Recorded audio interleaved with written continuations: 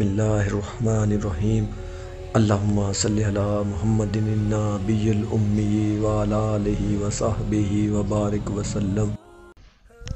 صحیح بخاری حدیث نمبر 1397۔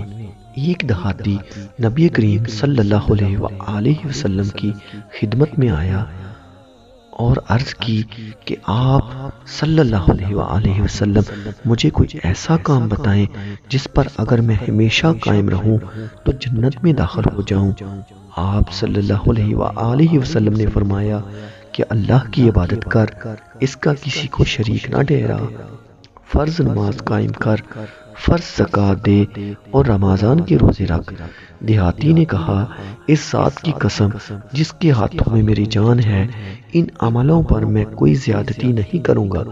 جب وہ پیٹھ موڑ کر جانے لگا تو نبی کریم صلی اللہ علیہ وآلہ وسلم نے فرمایا کہ اگر کوئی ایسے شخص کو دیکھنا چاہے جو جنت والوں میں سے ہو تو وہ اس شخص کو دیکھ لے۔